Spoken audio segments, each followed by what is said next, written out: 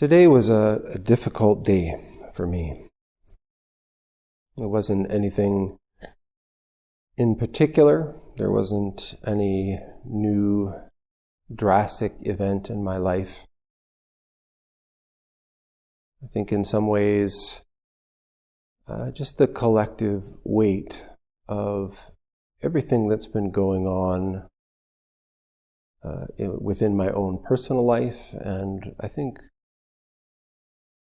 what's going on in the world around us. And there are times, I think, for all of us where we kind of hit our maximum. I'm not sure how much more we can take on or hold up or keep going.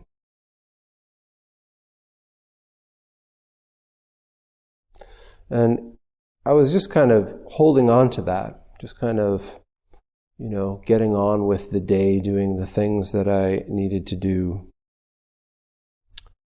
And then Kozan asked, how's it going? Simple question. We ask it 1,000,000 times a day.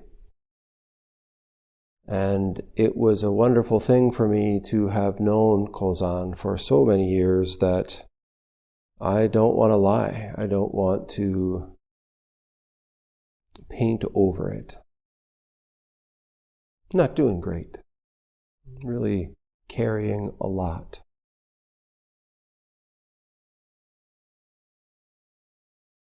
So, as we started the sit tonight,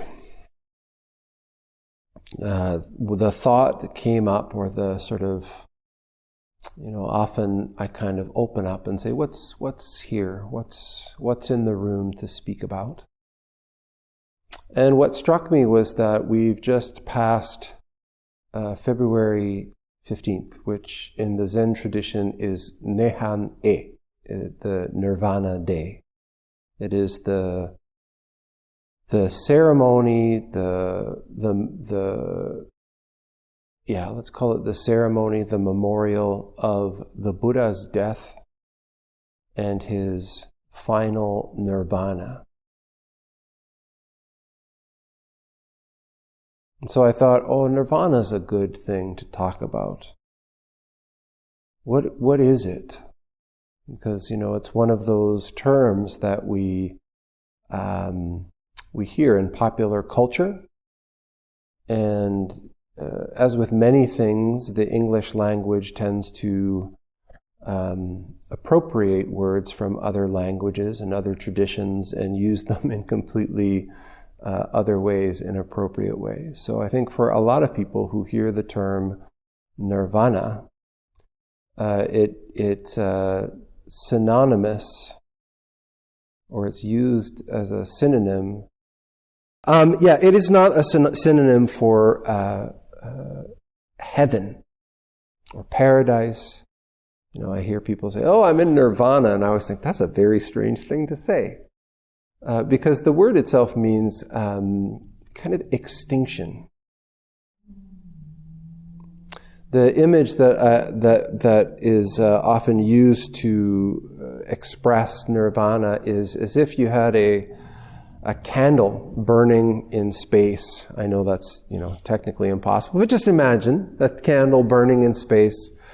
And as it burns, the wick is being consumed and the wax is being consumed, and it gets all the way down to the very bottom, the last bit of wick, the last bit of wax, and it's just the right amount, and the flame consumes it, and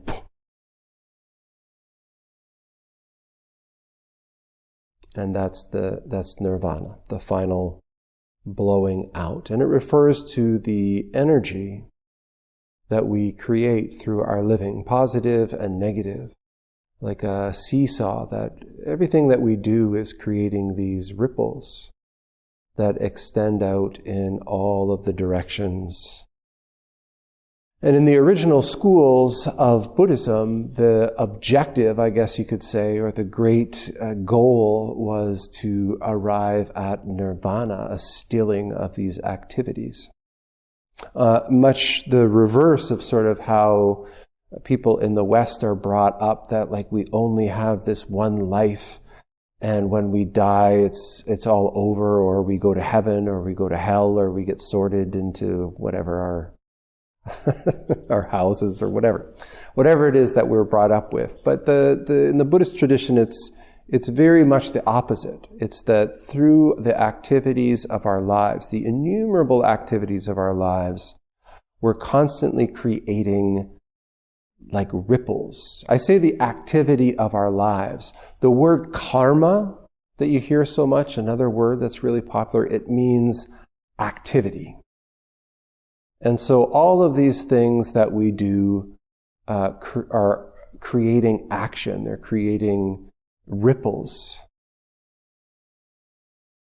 And each one of those ripples bears fruit, and each one of those fruits inspire actions, and each one of those actions creates ripples again. And so you can see that the idea of that, all of those innumerable actions finally coming to stillness is quite a big deal.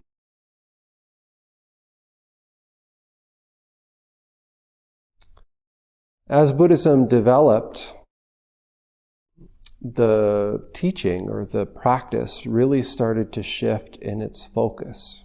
Some people really felt that for a person to sort of take up a practice with the aspiration to get out, as the sort of it's spoken of, to escape dukkha, suffering,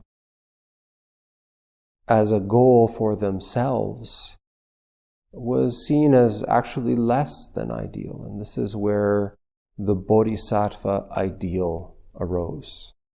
The idea of practicing so thoroughly, awakening so thoroughly, that things come very, very still, and then you take up a vow. A vow is a very powerful action. And you take up a vow that says, I'm not going to allow things to still until all other beings in this cosmos are also coming to stillness. The endless vow of the bodhisattva.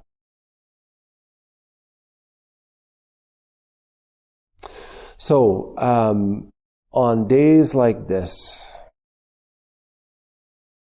where I feel down, where I feel there's too much, where I feel like, gosh, everything that I'm doing doesn't make any difference. Anything that I'm doing, it doesn't help anything. Anything I'm doing doesn't have any impact on anybody else. It's just not doing anything. It's on days like these where, just sitting, just coming back to the bodhisattva vows. All beings without number, I vow to liberate. Endless blind passions, I vow to uproot. Dharma gates without number, I vow to penetrate, is the way that it's translated. The great way of Buddha, the great way of awakening, I vow to arrive at or attain.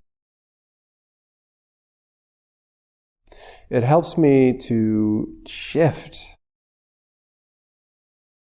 It's a difficult thing for me. I think particularly being raised in this culture, my tendency is to really look for concrete results, for objectives, for outcomes, for the big shiny thing that says, ta-da, you've arrived. It's a difficult thing for me to accept and to turn into the day-to-day activity, the day-to-day practice. I've had enough experiences in my life to know that big outcomes are nourished in small deeds.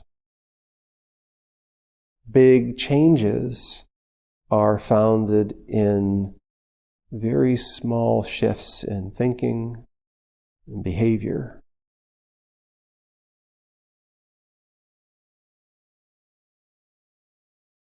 And this idea of nourishing, feeding the path going forward. On the weekend, I was reminded of this practice, making offerings, making food offerings, and it's in many, many traditions. In the Zen tradition, we do sagaki, which is feeding of the hungry ghosts in 2 of the meals during the day. And every year we have a big ceremony where we feed the hungry ghosts. We make food offerings. And I was reminded this weekend that in English we have this wonderful word, mess. And man, today, emotionally, I felt like a mess. And I was reminded that in English, mess means 2 things. It doesn't just mean sort of like disorganized and a heap of unkemptness like I was feeling. It also means food, like a mess hall. It's a little easier to remember when you have a beard because food and mess go hand in hand. But this reminder, I think, is important because it is the mess. When we engage in this practice, at the beginning, it can be really helpful to organize our thoughts. Our lives can sort of, become more disciplined. They can become more clear. Our feelings can become more transparent, less sticky. But as our awareness develops, as we step into our lives more fully, I often find that we tend to notice the many aspects of our lives which are just a mess. Opening our eyes, not turning away, facing and confronting the many aspects of our lives, of our relationships, and of our world that are really quite a mess.